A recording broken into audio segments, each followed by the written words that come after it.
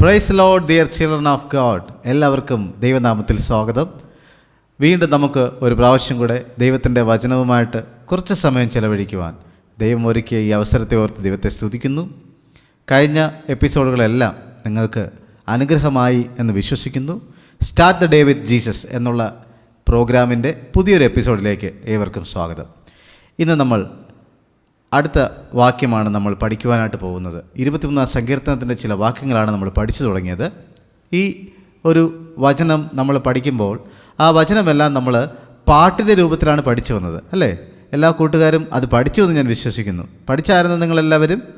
Okay. ആരെങ്കിലുമൊക്കെ പഠിക്കാത്തവരുണ്ടെങ്കിൽ, ആദ്യമായിട്ടാണ് നിങ്ങളിത് കേൾക്കുന്നുണ്ടെങ്കിൽ പഴയ നമ്മുടെ എപ്പിസോഡുകളൊക്കെ നിങ്ങൾ കാണുക. അപ്പോൾ നിങ്ങൾക്ക് മനസ്സിലാകും ആ പാട്ട് ഏത് രീതിയിലാണ് പഠിപ്പിച്ചതെന്നെല്ലാം. അപ്പോൾ അതെല്ലാവരും പഠിക്കാനായിട്ട് ശ്രമിക്കുക. നമുക്ക് ഒരുമിച്ച് ദൈവത്തിൻ്റെ വചനം പഠിക്കാനും ദൈവത്തിൻ്റെ വചനം മനഃപ്പാഠമാക്കാനും നമ്മുടെ ജീവിതത്തിൽ മാറ്റങ്ങൾ ഉണ്ടാക്കാനും ദൈവം അപ്പോൾ നമ്മളെ സഹായിക്കും. ഓക്കെ.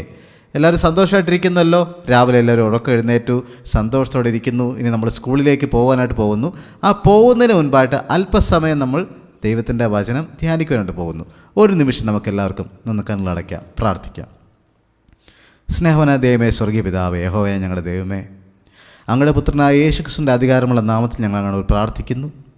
കർത്താവേ, ഈ രാവിലെ സമയം ഞങ്ങൾ ഒരുമിച്ച് അങ്ങയുടെ സന്നിധിയിലേക്ക് വന്നിരിക്കുന്നു. അല്പസമയം ഞങ്ങളങ്ങ് മുഖത്തെ അന്വേഷിക്കുന്നു. അപ്പാ, അങ്ങ് ഞങ്ങളോട് സംസാരിക്കണമേ. അങ്ങയുടെ വചനവുമായിട്ട് ഞങ്ങൾ ഇരിക്കുമ്പോൾ അങ്ങയുടെ ആത്മാവിനാൽ ഞങ്ങൾ നിറയ്ക്കണമേ. കർത്താവേ, ഇന്നത്തെ വചനം അത് ഞങ്ങൾ ഓരോരുത്തരും, കർത്താവേ, അത് ഞങ്ങളുടെ മനഃപ്പാഠമാക്കുവാനും ഞങ്ങളുടെ മനസ്സിൽ അത് സംഗ്രഹിച്ചു വയ്ക്കുവാനും ദൈവം അത് ഓരോ കുഞ്ഞുങ്ങൾക്കും കേൾക്കുന്ന ഓരോ കൂട്ടുകാർക്കും അത് അനുഗ്രഹമായിട്ട് മാറുവാൻ അങ്ങ് സഹായിക്കണമേ. യേശു ക്രിസ്തു മുഖാന്തരം ഞങ്ങളുടെ പ്രാർത്ഥന കേൾക്കണം സ്വർഗീയ പിതാവേ, ആമേൻ. യെസ്, യഹോവ എൻ്റെ ഇടയൻ ആകുന്നു. യഹോവ എൻ്റെ ഇടയനാകുന്നു. നമ്മൾ ഇടയൻ ആരാണെന്നും ഇടയൻ്റെ പ്രത്യേകതകൾ എന്താണെന്നും ഒക്കെ നമ്മൾ മനസ്സിലാക്കുകയുണ്ടായി. ഇന്ന് നമ്മൾ അടുത്തൊരു വാക്യമാണ് നമ്മളിന്ന് പഠിക്കുവാനായിട്ട് പോകുന്നത്. 23 സങ്കീർത്തനത്തിൻ്റെ 3-ാമത്തെ വാക്യം. എൻ്റെ പ്രാണനെ അവർ തണുപ്പിക്കുന്നു, തിരുനാമം നിമിത്തം എന്നെ നീതിപാതകളിൽ നടത്തുന്നു. 3-ാമത്തെ വാക്യം അതാണ്. എൻ്റെ പ്രാണനെ അവൻ തണുപ്പിക്കുന്നു, തിരുനാമം നിമിത്തം എന്നെ നീതിപാതകളിൽ നടത്തുന്നു. എൻ്റെ പ്രാണനെ അവൻ തണുപ്പിക്കുന്നു, അല്ലേ? എൻ്റെ പ്രാണനെ. വേദപുസ്തകം പറയുന്നു, ബൈബിൾ പറയുന്ന ഒരു കാര്യമുണ്ട്. ദൈവം തൻ്റെ സ്വരൂപത്തിലാണ് നമ്മളെ സൃഷ്ടിച്ചത്. നിങ്ങൾ വായിച്ചിട്ടുണ്ടോ ആ ഒരു ഭാഗം? ദൈവം തൻ്റെ സ്വരൂപത്തിൽ നമ്മളെ സൃഷ്ടിച്ചുവെന്ന്. തൻ്റെ സ്വരൂപത്തിൽ. അപ്പോൾ ദൈവത്തിൻ്റെ സ്വരൂപം എന്താണ്? ദൈവം ഒരാളാണെങ്കിലും അതിനകത്ത് 3 പേരുണ്ട്, അല്ലേ? ഏക ദൈവം. 3 പേരും ഒന്നാണ്. അതായത് പിതാവ്, പുത്രൻ, പരിശുദ്ധാത്മാവ്. 3 പേരുണ്ട്. പിതാവ്, പുത്രൻ, അതായത് വചനമായ ക്രിസ്തു, പരിശുദ്ധാത്മാവ്, ദൈവത്തിൻ്റെ ആത്മാവ്. പിതാവായ യഹോവ, വചനമായ ക്രിസ്തു, ദൈവത്തിൻ്റെ ആത്മാവാകുന്ന പരിശുദ്ധാത്മാവ്. ഇത് 3 പേരുമുണ്ട്, അല്ലേ? അപ്പോൾ അതുപോലെ തന്നെയാണ് ദൈവം ഒരു മനുഷ്യനെ അതേ സ്വരൂപത്തിലും സാദൃശ്യത്തിലും സൃഷ്ടിച്ചു. ഒരു മനുഷ്യനെ സൃഷ്ടിച്ചത് എങ്ങനെയാണ്? ദേഹം, ദേഹി, ആത്മാവ്. ദേഹം, ബോഡി, നമ്മുടെ ഈ ശരീരം, അല്ലേ? ഇനി ദേഹി, നമ്മുടെ അകത്ത് ഒരു മനുഷ്യനുണ്ട്. അകത്ത് അത് ചിന്തിക്കാൻ നമ്മളെ സഹായിക്കുന്ന ഒരു മനുഷ്യൻ. ഇന്നർ മാൻ എന്നും പറയും, അകത്തെ മനുഷ്യനെന്ന് പറയും. അതാണ് ദേഹി. 3-ാമതൊരു കാര്യമുണ്ട്, ആത്മാവ്. അപ്പോൾ ഈ 3 കാര്യങ്ങൾ ദൈവം തൻ്റെ സ്വരൂപത്തിൽ നമ്മളെ സൃഷ്ടിച്ചു, അല്ലേ? നമുക്ക് ദേഹമുണ്ട്, ദേഹിയുണ്ട്, ആത്മാവുണ്ട്. ഈ വാക്യത്തിൽ പറഞ്ഞിരിക്കുന്നു, 23 സങ്കീർത്തനത്തിൻ്റെ 3-ാം വാക്യത്തിൽ പറയുന്നു, എൻ്റെ പ്രാണനെ അവർ തണുപ്പിക്കുന്നു. അവൻ എന്നാണ് പറഞ്ഞത്. ദൈവത്തെ നമ്മൾ അവനെന്നൊന്നും വിളിച്ചുകൂടാ. നമ്മുടെ അപ്പനെ നമ്മൾ ആരെങ്കിലും, നമ്മുടെ പപ്പായെ, നമ്മുടെ ഡാഡിയെ നമ്മൾ ആരെങ്കിലും അവനെന്ന് പറയുമോ?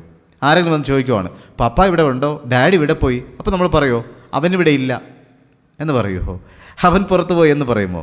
അപ്പോൾ ഇംഗ്ലീഷ് ബൈബിളിലെ യു എന്ന് പറഞ്ഞാൽ അത് വളരെ ബഹുമാനമുള്ളൊരു പദമാണ്. പക്ഷേ മലയാളത്തിൽ അത് ട്രാൻസ്ലേറ്റ് ചെയ്തപ്പോൾ അത് അവൻ എന്നായിപ്പോയി. അപ്പോൾ നമ്മൾ കഴിയുന്നതും ദൈവത്തെ അവനെന്ന് വിളിക്കാതെ ബഹുമാനത്തോടെ, നമ്മൾ പലപ്പോഴും ബഹുമാനത്തോടെ അപ്പനെയൊക്കെ വിളിക്കുന്നു, പപ്പായൊക്കെ വിളിക്കുന്ന അവർ എന്നാണ്. അവരിവിടെ ഇല്ല, അവർ ഒരു ബഹുമാനമാണ്, അല്ലേ?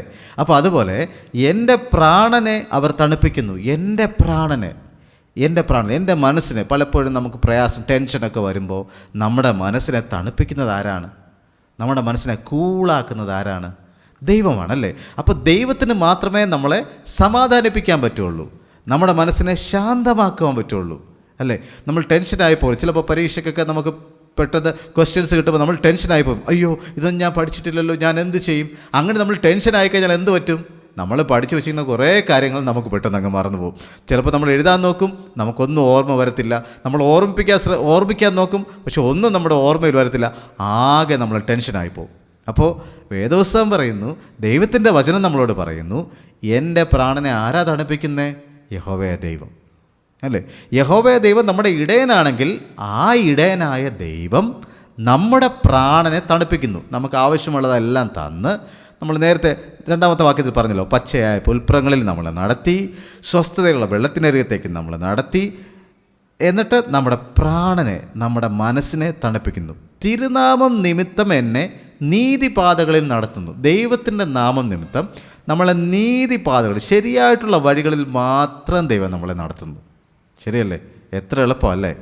ദൈവത്തിൻ്റെ വഴിയിൽ നമുക്ക് നടക്കണമെങ്കിൽ നമ്മൾ ഒരേ ഒരു കാര്യം ചെയ്താൽ, യഹോവ എന്നുള്ള ഇടയൻ്റെ കീഴിൽ നമ്മൾ ഇരുന്നാൽ മതി. നമുക്ക് ശരിയായിട്ടുള്ള വഴി ഏതാണെന്ന് അറിയണമെങ്കിൽ അത് ദൈവത്തിന് മാത്രമേ നമുക്ക് കാണിച്ചു തരാൻ പറ്റുള്ളൂ. ശരിയായിട്ടുള്ളൊരു വഴി, ശരിയായ വഴി ഏതാണ്? ശരിയായ വഴി നീതിപാതകളിൽ നമ്മളെ നടക്കുവാൻ സഹായിക്കുന്നത് ദൈവമാണ്. അപ്പോൾ ദൈവത്തിൻ്റെ വചനത്തിൻ്റെ പ്രത്യേകത, അത് നമ്മളെ മനസ്സിനെ തണുപ്പിക്കുന്നു, നമ്മളെ നീതിപാതകളിൽ നടത്തുന്നതാണ് ഈ ദൈവവചനം. ആ വചനം ഒന്ന് എല്ലാവർക്കും ഒന്ന് പഠിക്കാമോ? എൻ്റെ പ്രാണനെ, എല്ലാവരും ഒന്ന് പറഞ്ഞേ, എൻ്റെ പ്രാണനെ അവർ തണുപ്പിക്കുന്നു, തിരുനാമം നിമിത്തം എന്നെ നീതിപാതകളിൽ നടത്തുന്നു. ഒരിക്കൽ കൂടെ പറയാമോ? എൻ്റെ പ്രാണനെ അവർ തണുപ്പിക്കുന്നു, തിരുനാമം നിമിത്തം എന്നെ നീതിപാതകളിൽ നടത്തുന്നു. ഓക്കെ, അപ്പോൾ നമ്മൾ ആദ്യത്തെ 2 വാക്യവും നമ്മൾ പാട്ടായിട്ടാണ് പഠിച്ചത്. 3ാമത്തെ വാക്യവും നമുക്ക് ആ പാട്ടായിട്ട് തന്നെ ഒന്ന് പാടാനായിട്ടൊന്ന് ശ്രമിക്കാം. അതൊന്ന് പഠിക്കാൻ ശ്രമിക്കാം. ഞാൻ ആദ്യം ഒന്ന് പാടാം, എന്നിട്ട് നമുക്കൊന്ന് പഠിക്കാം.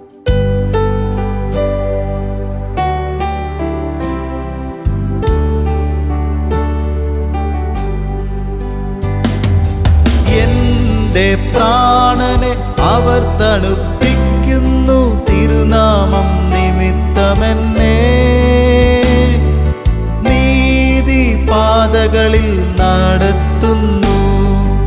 എൻ്റെ പ്രാണനെ അവർ തണുപ്പിക്കുന്നു, തിരുനാമം നിമിത്തമെന്നെ നീതിപാതകളിൽ നടത്തുന്നു. എളുപ്പമല്ലേ? ആദ്യത്തെ 2 വാക്യം നമുക്കറിയാം. 3ാമത്തെ വാക്യം കൂടെ ഒരിക്കൽ കൂടെ നമുക്കൊന്ന് പാടാം. എൻ്റെ പ്രാണനെ അവർ തണുപ്പിക്കുന്നു, തിരുനാമം നിമിത്തമെന്നെ നീതിപാതകളിൽ നടത്തുന്നു. എൻ്റെ പ്രാണനെ അവർ തണുപ്പിക്കുന്നു, തിരുനാമം നിമിത്തമെന്നെ നീതിപാതകളിൽ നടത്തുന്നു. എല്ലാവരും പഠിച്ചു കഴിഞ്ഞു. നമുക്ക് ഒരുമിച്ചൊന്ന് പാടാം. എൻ്റെ പ്രാണനെ അവർ തണുപ്പിക്കുന്നു, തിരുനാമം നിമിത്തമെന്നെ നീതിപാതകളിൽ നടത്തുന്നു. പാടാം. എൻ്റെ പ്രാണനെ അവർ തണുപ്പിക്കുന്നു, തിരുനാമം നിമിത്തമെന്നെ നീതിപാതകളിൽ നടത്തുന്നു. എല്ലാവരും പഠിച്ചു കഴിഞ്ഞു എന്ന് വിശ്വസിക്കുന്നു. ഇനി നമുക്ക് ആദ്യം മുതൽ ഒന്ന് പാടി വരാമോ? യഹോവ എൻ്റെ ഇടയനാകുന്നു, എനിക്ക് മുട്ടുണ്ടാകുകയില്ല.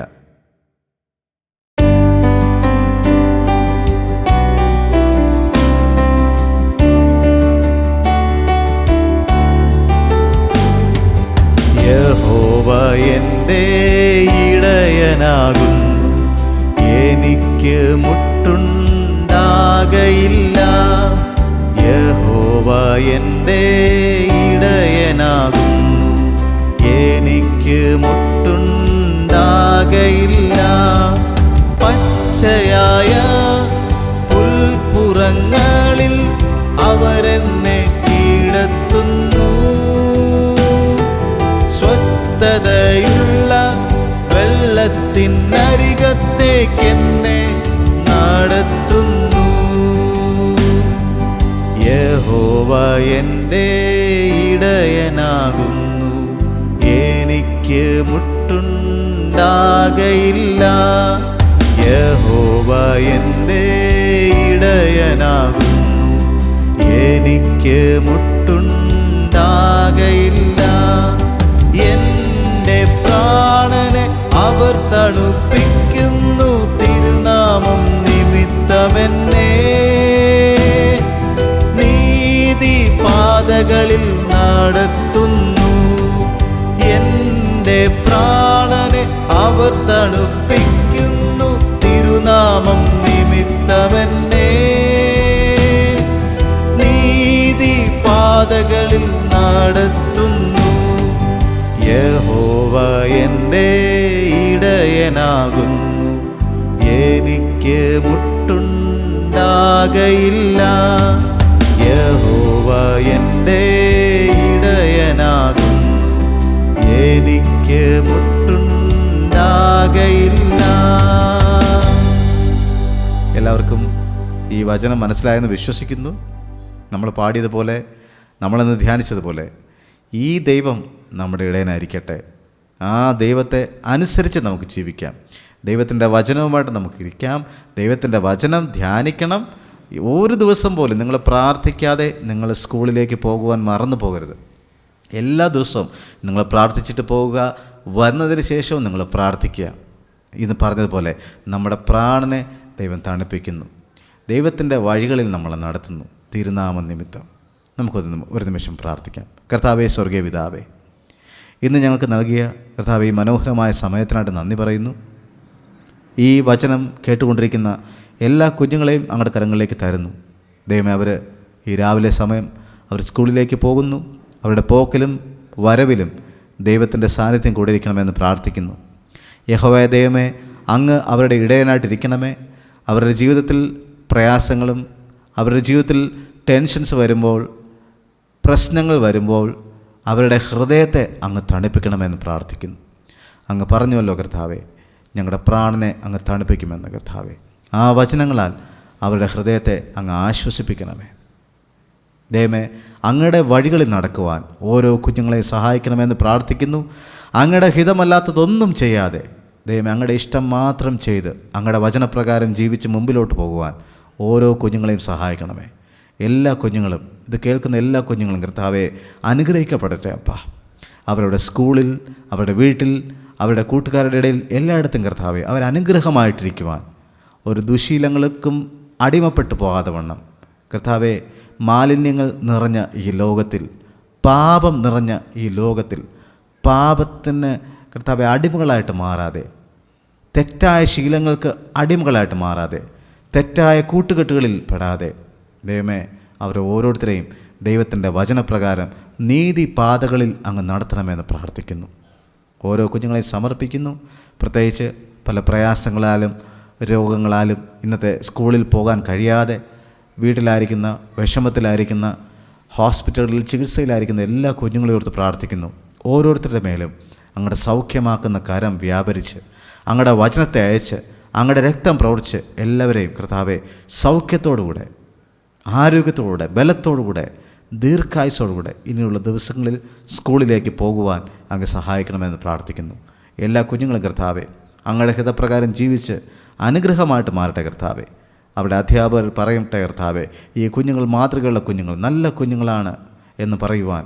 അതുപോലെ അവരുടെ കൂട്ടുകാർ പറയട്ടെ കർത്താവെ, എൻ്റെ കൂട്ടുകാരൻ, എൻ്റെ കൂട്ടുകാരി വളരെ നല്ലവനാണ്, നല്ലവളാണ് എന്ന് പറയുവാൻ കർത്താവെ. അങ്ങനെ നല്ല ശീലങ്ങളോടായിട്ട് മാറുവാൻ ഓരോ കുഞ്ഞുങ്ങളെയും അനുഗ്രഹിക്കുന്നു.